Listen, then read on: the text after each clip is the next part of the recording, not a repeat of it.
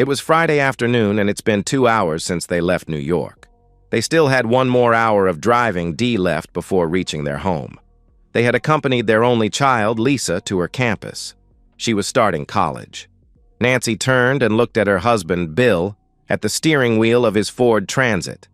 They could not take her BMW 230i convertible as they had Lisa's stuff to carry. Time flies, she thought. It was on her high school graduation day that she took a pregnancy test, and it came out positive. Bill was still at the university, studying to become an engineer. Their respective parents were cooperative as they knew each other, and they knew also that their children were in love. She stayed at her parents' place after the baby was born, and they got married after Bill finished his studies. She has been a stay-at-home mom.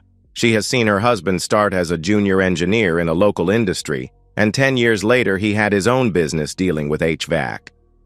The business has flourished since then. Bill has secured contracts with huge building construction companies. He has always been a hard-working guy, devoting his life to his work and his family. "The house will be empty without her," Bill said with a sad voice. "She has been closer to you than me. She was always the daddy's little girl." "She's our princess and should be treated as such," Bill observed. "But have you seen her behavior these past few months? She treated me like garbage. Whenever you were home, she was always by your side. Sometimes she would make fun of me. When you were not there, she would shut herself in her room, avoiding me." "Come on, Nancy." She's still a child. She was under lots of pressure during her senior year in high school. She wanted to score the highest marks to fulfill her dreams of going to Columbia University. At least try to understand. "I know, Bill, but have you seen her reaction whenever we were in the same room? Do you remember 2 months ago when I was sitting on the couch and she came behind me with a knife? I thought she would harm me that day. I saw hatred in her eyes." "It's your imagination, Nancy." Bill was irritated. Nancy stayed quiet. She didn't want to continue the conversation. She didn't want Bill to get angry, at least not now. She took her cell phone out and sent a text message, "We'll be there in 30 minutes. 1 minute later, her phone beeped. "Is it from Lisa?" Bill asked. "No, it's Betty." "And how is she getting along with Paul?" "Last time at our barbecue party, she was ranting about him working late night, putting on too much hours and caring for others more than her. She should know that the job of a sheriff is not that easy. She should have thought well before getting married to him." Once again, Nancy stayed quiet. She wanted Bill to stay cool till they arrived home. She just leaned against the window and prayed that they were already home. As Bill turned into his driveway, he saw a sheriff's car in front of his garage. Bill parked his van behind the car. Paul and his assistant climbed out and greeted Bill. "What's going on?" a confused Bill asked Paul. At the same time, Nancy ran and stood behind the assistant. Bill frowned. "This is the worst thing that forms part of my job, which I hate doing." The sheriff removed a manila envelope and handed it to Bill. "William Thompson, you've been served." "Paul, is this a joke?" Bill took the envelope with a trembling hand. He turned to Nancy. She looked down as she could not face her husband. "Why, Nancy?" "What have I done?" "Bill, it's better if you leave. See a lawyer and work on your divorce. There is also a restraining order. You are not allowed to come here and be within 500 feet of Nancy," Paul said. "Paul, last Sunday you were here with Betty for Lisa's going-away barbecue party. Both of you knew what would happen. You came to my house, you ate and drank the food, you even wished Lisa good luck in her studies and her future. Both of you left with a smile on your faces. This is what I call hypocrisy. Bill, try to understand." "To understand what, Paul? That you are a jerk?" Bill yelled. "And you cheating woman, you stabbed me in my back." He turned to Nancy with angry eyes. "If you didn't love or want me anymore, you should have told me. I would have divorced you amicably." "Bill, the restraining order is already in effect. I advise you to leave the premises." Paul tried to stay calm. Bill walked to his van and threw the envelope on the passenger's seat. Then he slammed the door and approached Paul. "I need my personal things. I hope you are not such a jerk to refuse me to walk into my house and take some of my personal belongings." He removed his house key and made his way to the front door. "Your key won't work." Paul removed a set of keys from his pocket and handed it to his assistant. "I see that you have taken care of everything, or is it Betty? She should have been here today with a locksmith while we were away. Am I right?" Paul didn't answer. He just nodded at his assistant. The latter walked Bill into the house and stayed by his side as he filled in 2 suitcases. "Don't you worry," Paul told Nancy. "I will have my guys doing regular patrol here. I would not leave the house alone for a few days if I were you. He is extremely angry and he can do anything through anger." "I will stay home. I will call a friend to come and spend the weekend in the house," Nancy replied. "Yes, a friend," Paul muttered. Bill came out with the suitcases and put them in the back of the van. The assistant handed Nancy the set of keys. Bill took the envelope, removed the divorce document, and started to read it. "Bill, you got your stuffs? It's time to leave," Paul ordered. "Wait. This cheating woman is asking for 50% of my business, 50% of all our savings. She wants the house and her car, plus a monthly alimony. The cruel woman is sending me to the cleaners. Bill, if you don't leave, I will have to arrest you." Paul tried to get a pair of handcuffs from his belt. "No need, Paul. I'll sign the papers right now and disappear." Bill took a pen and signed everywhere indicated by small arrow stickers. "Can you please attest the document and give me my copy?" Nancy, Paul, and his assistant stood there in shock. They never believed Bill would accept the conditions. Nancy smiled and thought how lucky she was. She got everything she wanted and was free of a husband and a daughter. Paul signed the papers as a witness and handed Bill his copy. Bill climbed into his van. "Who is he? How long have you been having an affair with him?" Bill lashed out at Nancy. "Go inside and lock the door behind you." Paul told Nancy and walked to Bill's van. The assistant accompanied her inside. "Don't do anything stupid. Think about Lisa." "I already did something stupid when I married this unfaithful spouse," Bill shouted and put the engine on. "She preferred to divorce me as she knew I would never accept an open marriage. Like you." "What? Open marriage?" asked a stunned Paul. "Don't try to hide it, Paul. Everyone knows."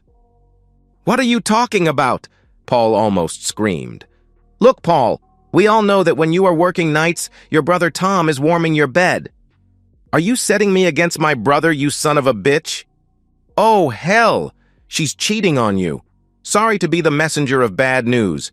See, Paul, as a sheriff, you have been trained to detect when someone is lying. Go home and ask Betty. Then you'll know." Bill reversed and left the property as he was told.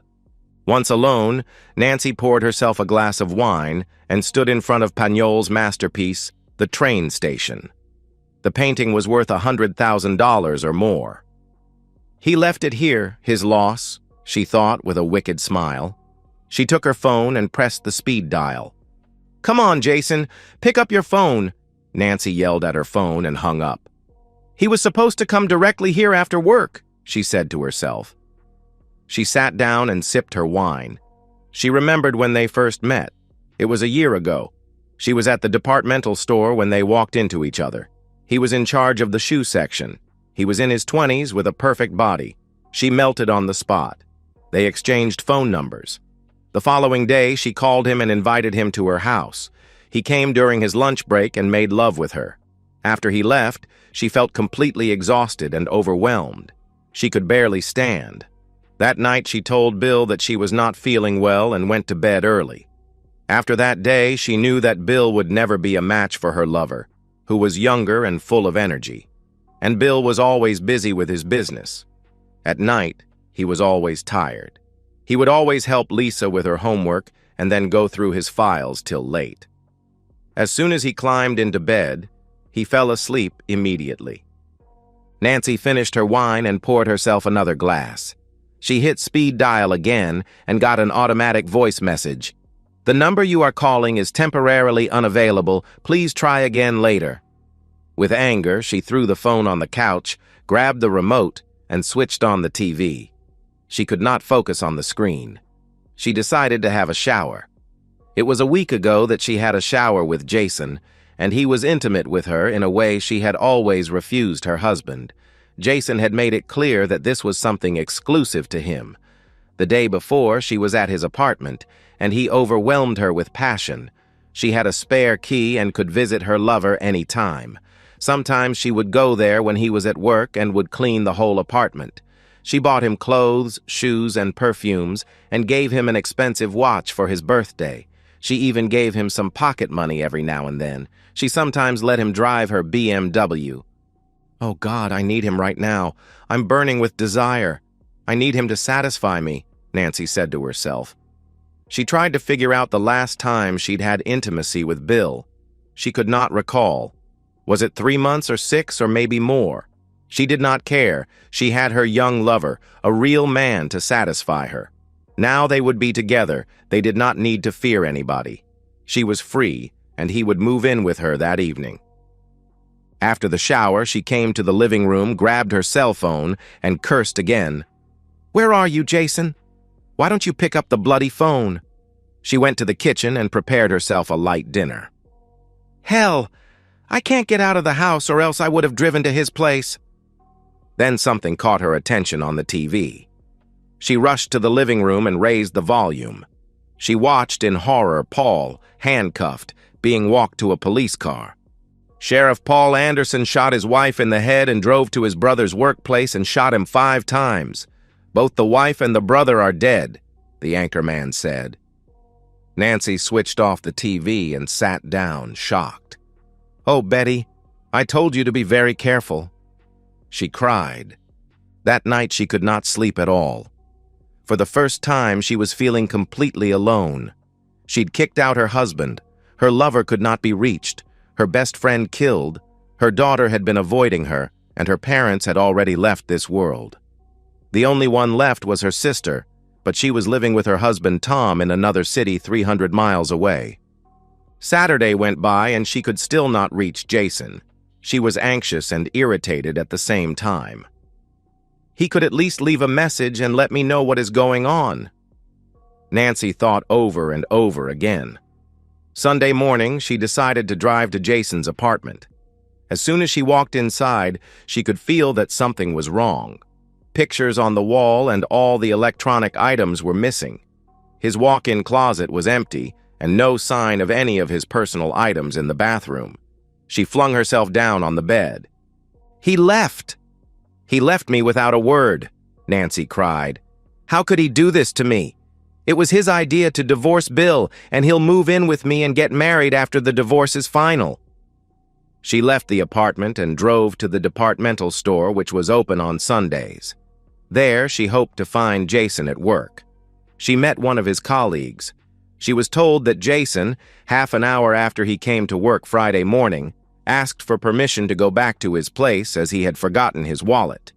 He did not come back, and later that day he emailed a resignation letter to the boss. A broken Nancy walked to her car. "Why? Why did he do this to me?" She wept. On her way home, she stopped by a gas station, where with total astonishment she found out that both her credit and debit cards declined. She cursed when she had to pay with all the cash she had in her purse. At home, she drowned her sorrows in alcohol. Monday morning, she entered the bank and met the manager. She was taken aback when she learned that there was less than $5 in her joint account. "Mrs. Thompson, last Friday your husband came to the bank and closed your joint credit card. He also reminded us that you are divorcing him and he will no longer be responsible for the mortgage on the house and your car." "That is a mistake. My car was paid in full and the house mortgage should have already been settled," said an astounded Nancy. "The bank granted a car loan. We have all the paperwork. Mrs. Thompson and your husband took a second mortgage on the house for your daughter's university fees and expenses." "But how come there's no money in my account?" Nancy asked. "Last week your account was debited to settle your monthly mortgage installment. For the last 3 months there has been no deposits. Whatever money there was has been depleted. How about my husband's business? There are supposed to be monthly transfer from the company's account. Unfortunately, Mrs. Thompson, I can't disclose Mr. Thompson's account or his business with you. But what I can say is that if the coming mortgage payments are not done, your house and your car will be repossessed. But I don't work? I think you better discuss these matters with your lawyer. Afterward, she checked the safe deposit box she shared with her husband. Only her jewelry was there. She took all of them and placed them in her handbag. As soon as she walked out of the bank, she called Bill on his cell phone. She got an out-of-service electronic voice message. Perplexed, she called Bill at work. The phone on the other end kept on ringing. She cursed. Then she speed-dialed Lisa's number. "What do you want, cruel woman?" Lisa shouted angrily over the phone. "Is this the way you talk to your mother, Lisa?" responded an astounded Nancy. "How do you want me to talk to you, unfaithful woman?" "I just want to talk to your father," Nancy stammered. "I can't reach him on the phone. Do you know where he is or how I can reach him?" "I know, but I won't tell you. The way you dumped him, cold-hearted, makes you the worst unfaithful woman walking this earth. I don't want to have anything to do with you. I don't consider myself as your daughter anymore. I don't want you to call me again. Better, I'll change my number." The phone went dead. A shocked Nancy sat down in her car holding the steering wheel. She looked in the distance and her mind was elsewhere. She tried to figure out where she went wrong with her plan and why Jason left without a word. She made a call to her lawyer and succeeded in getting an appointment the same day for late afternoon. "Mrs. Thompson, after your phone call this morning, we did some searches on your husband's company," Nancy's lawyer informed her. "Last Thursday, he declared bankruptcy before being served by you. The company will likely be liquidated." "But last time you said that I could get millions," Nancy almost yelled. "Please calm down, Mrs. Thompson. 2 weeks ago, there was no sign of any financial difficulties. Everything was in your favor. Now the company's bank account is frozen." "How about the car and the house mortgage? Last week he used your house as collateral for a loan, again before being served. For the car, when you signed the ownership document, you also signed for a loan under your name." "All these can't be true." Nancy wept. "Mrs. Thompson, I have a personal question. Do you think your husband knew about being served?" "No," Nancy replied, looking very thoughtful. "He never saw it coming." She took a deep breath. "So, from what I understand, I won't get a cent from my husband's company. I have no money in the bank and my car and house will be repossessed." "I fear it. Is there any way to make him pay the mortgage at least? The company was his sole income. Without it, he's broke. Once he starts working, we can have him pay you an alimony." "We had a few investment certificates which I could not find in our safe deposit box. We can inquire when he has cashed these certificates and also make a thorough investigation on his company. And we will have to look for your husband. We don't know where he is. His legal advisor is handling everything. Please go ahead." "One thing, Mrs. Thompson, all these will incur additional fees. How will you settle the bill?" Nancy had never thought about all the expenses. Then suddenly she smiled. "I have a painting which is worth some money." "Good. Get the money and write us a check so that we can get started on the job." "No problem. I'll give you a call soon." "One last thing, Mrs. Thompson. Worst case scenario, you should prepare yourself to vacate your house. I advise you start looking for a place to stay." At home, she sat in front of Pagnol's chef d'oeuvre. "I sincerely wanted to keep you, but because of this jerk of a husband, we will have to part ways." She addressed herself to the painting. She then took out her cell phone and called her sister. "Hi, sis. I have a favor to ask." "You know I have never refused you anything, Nancy. Bill and I are getting divorced." "What? Is this a kind of joke?" "No, sis. It's complicated. Temporarily, I will need a place to stay. I was thinking if you can be kind enough to let me stay in your guest room. I will explain everything when we meet." "How about Lisa? How did she take it?" "You know she is her father's girl. I am the bad guy. Is there any way both of you can work it out? See a counselor, for example? I don't think so. I am really sorry. There is no problem with me. I don't think Tom will say no, and our daughter will be excited to have you with us for a bit. Thank you, sis. I will let you know when I'm coming. Nancy hung up. On Tuesday, Nancy went to a goldsmith to get her jewelry evaluated. To her great astonishment, she was told that all her items were gold-plated copper and cheap. She cursed Bill to have given her fake gifts. She then rushed to a fine art gallery where she met an appraiser. I would like to know how much my Pagnoli's The Train Station is worth, asked Nancy. The man took the painting and observed every square inch diligently. The train station is Pagnol's best work. He succeeded to put all emotions in one piece of work. There are arrivals, departures, happiness and sadness glued together. He placed the painting carefully on an easel and directed a spotlight on it. He took a magnifying glass and started to inspect. After a couple of minutes, he started to laugh. Something wrong? Asked a perplexed Nancy. Wait, I'll show you something. The man brought his laptop, placed it on a table next to the easel, and opened a website. He hit some keys, and a picture of the train station appeared on the screen. He enlarged the bottom left-hand corner. You see here? There are a man and a little girl standing on the platform watching a woman walking to the train with her back to them. The man looks very sad and the girl is crying. I can see that. So what? Nancy was a bit lost. Now look at the same scene on your painting. The man handed Nancy the magnifying glass. Nancy took a quick look at the bottom left corner and almost fainted. On yours, both the man and the little girl are laughing and pointing at the woman as if making fun of her.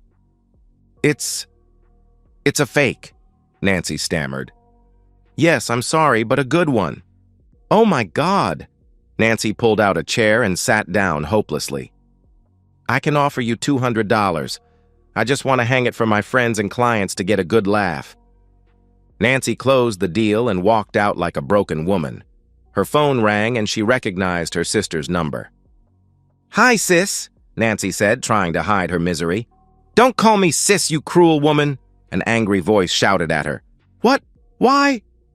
Tom got an email from an unknown person, also sent to all our relatives and common friends. There is a link to a website, an adult one. There are tons of videos of you with a guy and all are date stamped from a year to last week. How could you, Nancy? She started to stammer.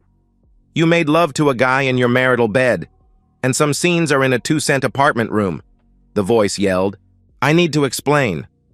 No need to explain. You are disgusting. Tom doesn't want you near his family. He said you will contaminate me and my daughter. Our doors are closed to you. Go to your lover. The phone went dead. Oh my God, they knew since the beginning.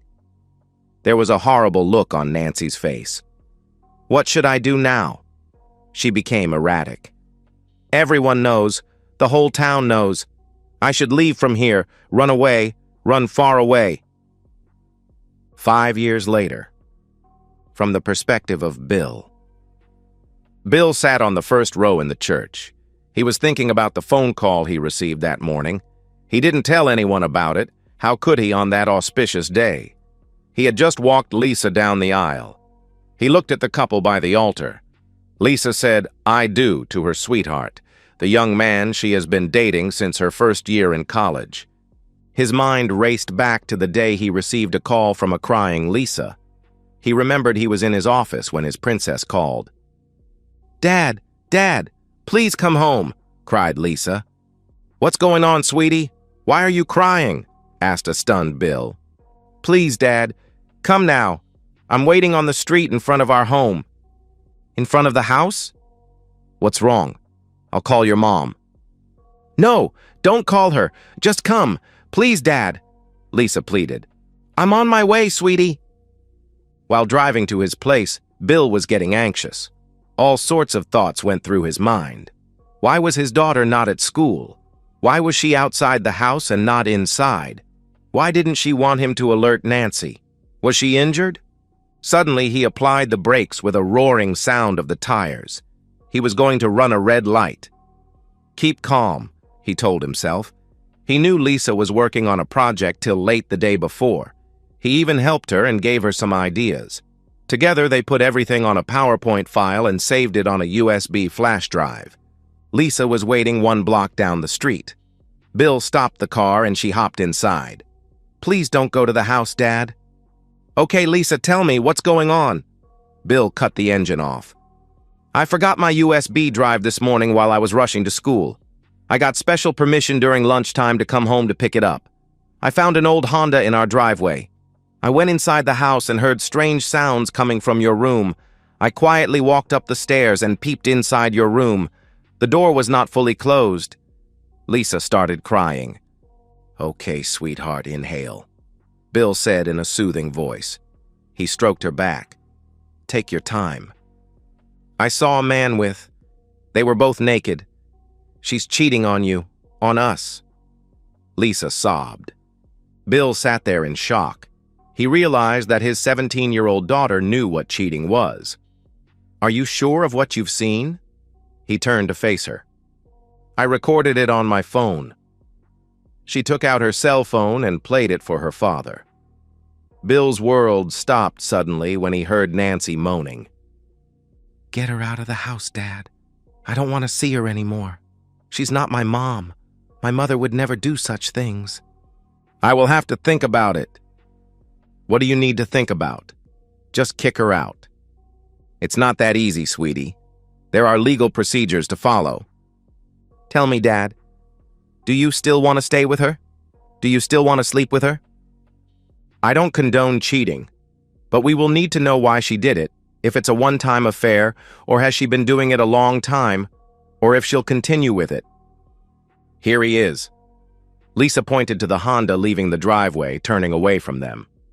"Let's follow the guy." Bill turned on the engine. They followed the Honda to the store. They found the guy putting his uniform jacket on while leaving his car in the parking lot and walking towards the employee's entrance. "He works here. He's young," Bill said. "Young or not, I don't care," Lisa replied while taking some pictures of the guy in his car. "We already know one thing. So, sweetie, I will drop you at school. I'll drive home, pick up your flash drive and bring it to you. I'll tell your mom." "She's not my mom," Lisa shouted at her father. "I'll tell Nancy that you called me and asked to bring it to you. I don't want you to face her alone, not now or any time. Do you understand?"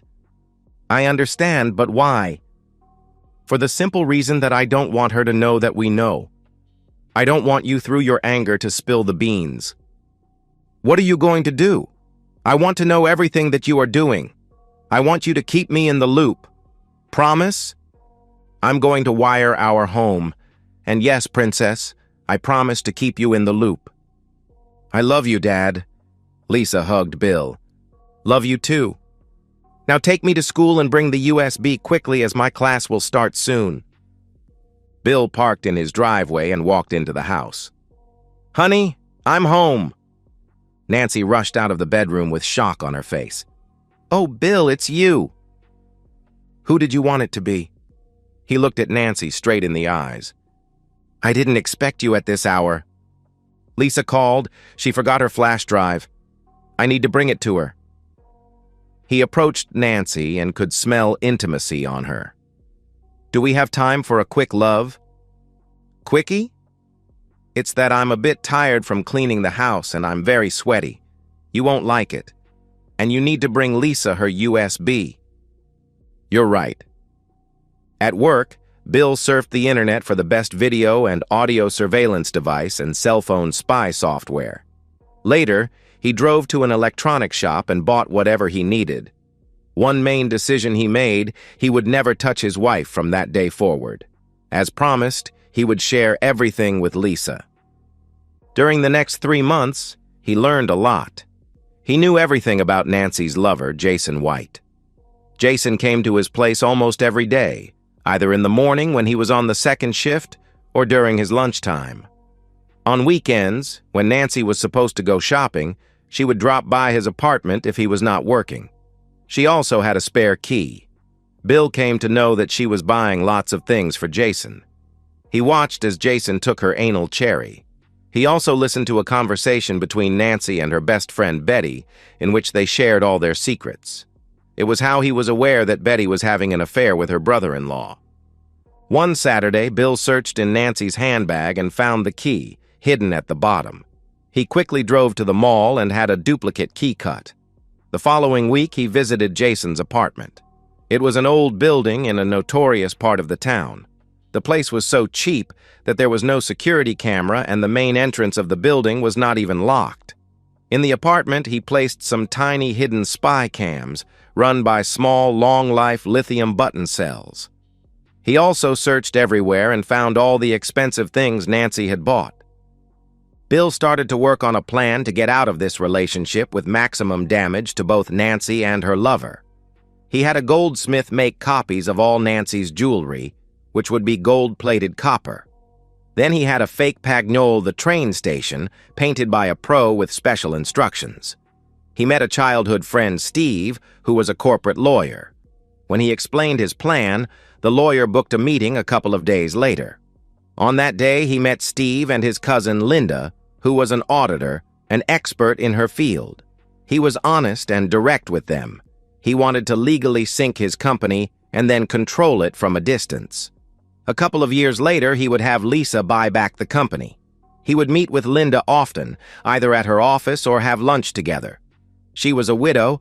Her husband died in a car accident. She had a 10-year-old son and had not been dating since the death of her husband. Slowly, a friendship was born between the two. One day, he invited her for dinner and a movie afterwards. She accepted.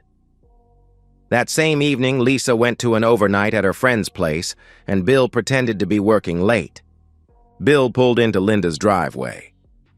"Thank you for accepting the invitation," he told Linda. "It's my first date since my late husband passed away." "I understand.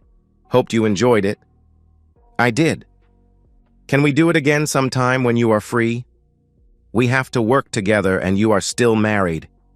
She bent and kissed Bill on the cheek. "Let's do one thing at a time." She opened the door and walked to her house. Bill encouraged Nancy to change her car. She was a bit reluctant because she liked her Lexus. When he told her that at the wheel of a BMW convertible she would appear younger, she readily accepted. The Lexus was fully paid, so Bill sold it and cashed the money. He took out a car loan for the BMW and put everything under Nancy's name. When she signed the document, she thought it was for the ownership certificate. In between the documents, she signed other papers that would come back to bite her later on. A couple of weeks later, Bill noticed that when Nancy went to the bathroom after having intimacy, Jason would leave the bedroom not wearing anything and go to Lisa's room. He brought it to Lisa's attention, and she was extremely furious. They decided to put a camera in her room. What they discovered was alarming. Jason would open a drawer, take Lisa's undergarments, and behave inappropriately with them. The same afternoon, while Nancy was sitting on the couch, Lisa came behind her with a knife. Had Bill not intervened at that moment, Lisa would have hurt or even killed Nancy. Later in the evening, Lisa told her father that she would not have been imprisoned had she killed Nancy because she was still a minor. Bill was not surprised when he heard Jason convincing Nancy to divorce him and send him to the cleaners. But one thing that the lovers didn't know was that he was already one step ahead. He knew that Nancy would often let Jason drive the BMW and would even allow him to be intimate with her in the back seat. He knew when Nancy went to see a divorce lawyer, suggested by Paul, and he was also aware that the lawyer would do some research on his company and all his assets. He waited a couple of days and took out a second mortgage on his house to pay for Lisa's full studies. On the following day, he declared bankruptcy. He knew the day he would be served, Betty would change the locks of his house when they would be in New York. On the weekend before Lisa's departure during the barbecue party, both father and daughter played their role. Paul and Betty were as friendly as ever. Paul even helped to grill some meat. No one would imagine that they were backstabbers. On that Friday morning, while Nancy was in the bathroom, Bill took her cell phone and sent a text message to Jason. At 8, I will drive to your apartment and I want you to love me before I accompanied them for the last time. Get permission from work and hurry home to what you own. I'll tell them I need to buy a few things. Don't call or text me. I'll leave my cell phone at home in case they call me to ask where I am. See you soon, my future husband. Bill deleted the message after sending it and placed the phone back in Nancy's handbag. What Jason didn't know was that as soon as he entered his apartment, 3 men would jump on him and beat him up. With a knife to his throat, they would make him send an email of resignation to his manager. Then another email to the building owner that he was leaving at the end of the month. They would then drug him, clean his apartment, remove the spy cams, and take everything that could be carried away, making it look as if he left for good. They would wrap his body in carpet, place him in a van outside, and drive away. 1 man would drive his car. Jason would never be seen again. Neither Lisa nor Linda would know what Bill did to Jason. It would be his secret, which he would take to his tomb. Friday afternoon, after being served, Bill got a room in a motel. He laughed when he watched the evening news. Before dinner, one of the men who was at Jason's apartment came to meet him. He gave Bill all the cameras and received the final payment. No words were exchanged. He didn't even tell Bill where Jason's body was buried. Saturday morning, Bill left the motel, bought a new cell phone, and dumped his old one. He called Lisa and gave her his new number. He drove to Linda's house. There he spent all his time mounting and editing the video recordings. He blurred Jason's face as he didn't want the police to make a link between the 2 lovers if ever Jason was declared missing. He stayed in the guest room and at the same time befriended Linda's son. Bill and Linda started the final phase of their scheme, where an old couple from Seattle would buy the company. The couple was, in fact, Linda's uncle and aunt. No employee would be fired. Monday, he received a call from Lisa, informing him that Nancy was looking for him. They both laughed. Later, he uploaded all the videos on a graphic website. From a fake email address, he sent the link to all the people they knew, including Nancy's brother-in-law. He continued to stay at Linda's for the next 3 months till his divorce case was heard. They continued to date, but without any sexual contact. Linda made it clear that Bill would touch her only when he would be single and not before. Bill agreed as he wanted to keep his vows till the end of his marriage. One advantage of staying at Linda's was that if there were any investigation, Bill would say that he was penniless and could not afford to pay rent, and that his friend Linda was kind enough to allow him to occupy her guest room till he was back on his feet again. On the day of the hearing, Nancy was absent in court. Since the house and Nancy's car had already been repossessed and Bill was broke and unemployed, the judge granted the divorce without alimony and splitting of assets. Nancy's lawyer did not contest. Later in the hallway, they bumped into each other. "You are a very clever man, Mr. Thompson," the lawyer said. "Am I?" Bill frowned and walked away. Back to the present. "Dad, Earth calling." "Yes, sweetie, what were you saying?" "It's the bride-father dance. Everyone's eyes are on us, and you are not moving at all." "Sorry, princess. My mind was elsewhere." Bill took his daughter's hand, turned her around, and they both started to move to the rhythm of the music. "Now, I need to dance with your mom," Bill told Lisa when the song ended. "And I promised my little brother that he would be the 3rd on the list," Lisa smiled. Bill walked to Linda and invited her to the floor. Later, Bill went to the bar and ordered a whiskey. He sat down and his mind raced to that phone call he received at home, in his bedroom. "Good morning, Mr. Thompson. I am Dr. Henry D'Souza from Dallas, Texas. It concerns your wife." "What is wrong with my wife?" Bill asked, confused. "She is in the next room right now." "I mean Nancy Thompson." Bill hadn't heard that name in 5 years. He flung himself onto the bed. "I'm listening, doctor." "I'm a psychologist and I'm treating my patient Nancy Thompson in her final days." "Her final days?" "Yes, Mr. Thompson." "Do you have a few minutes to allow me to explain the situation briefly?" "Yes, carry on," said a bewildered Bill. "Your wife, I mean, your ex-wife has told me her life from the time she was a little girl to the time we met. She said you were the only man she knew till she met a certain Jason, a huge mistake she made, which she realized afterward. She mentioned the divorce she planned and the aftermath. She is certain that you knew about the affair and set her up. She accepts her fate and the loss of her husband and daughter, as she was the one who wronged you. The day she left town, she had only $200 in her pocket. She wanted to go as far away as possible because of what she did, and also because of the video recordings of her sexual frolics. She took the first bus departing and landed in Texas. She got a job as waitress in a dirty second-rate bar along Interstate 20, visited mainly by truck drivers. The owner rented her a room on the first floor at a low fee, but in return, he took advantage of her whenever he wanted. A year later, she was pregnant, and as she did not have any health insurance coverage, she went to see a cheap charlatan for an abortion. The guy butchered her. After another year, the owner started pimping her out to the truckers. Some used protection and some didn't. When she was brought to the hospital, she had acute STDs and was already infected with AIDS. She had lost a lot of weight, and she knows that she is dying. Her last wish is to see you before she dies. Doctor, I'm really sorry to hear that. My daughter is getting married today. I will give you a call next week.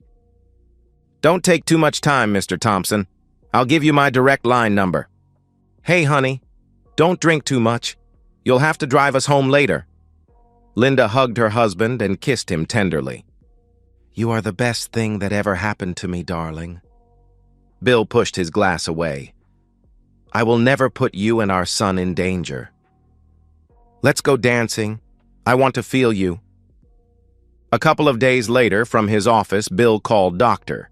D'Souza and informed him that due to a heavy workload, he would not be able to make the trip south. The doctor recommended that Bill at least talk to Nancy over the phone. He would transfer the call to the ward where she was. There was a cordless phone there. A nurse could bring it to Nancy's bed. Bill, is that you? Bill could hear a faint voice. Yes, Nancy, it's me. Oh, Bill. Nancy started to cry. I'm sorry, Bill. Really sorry for what I did to you and our family. Now I'm paying for it. I've forgiven you, Nancy. I've moved on with my life, and I'm happy. Bill took a deep breath. I need to thank you. After the divorce, I married the most wonderful woman and we have a son. Lisa calls her mom and both get along very well. By the way, she got married last Saturday. It was a beautiful wedding ceremony. Her mom took care of everything. Lisa's kids will no doubt call her grandma. We are both waiting for that moment. Bill could hear Nancy crying. He could also hear a commotion in Nancy's ward. He waited and finally could hear a panicked voice. Mr. Thompson, I'm Nurse Angelica. I'm sorry, I will have to hang up. And the phone went dead. Bill looked at the family picture on his desk. He smiled. Laughs best who laughs last, he told himself. And so, we've reached the end of today's story. Was it what you expected, or did it take a twist you didn't see coming? I'm curious to hear your thoughts. Share them in the comments below, and let's get a conversation going. If this story kept you hooked, make sure to hit that like button. And if you're new here or just haven't subscribed yet, now's the perfect time to join our community. I bring you fresh, captivating stories every day, so click that subscribe button and turn on notifications so you never miss out. Thanks for watching, and I'll see you in the next one.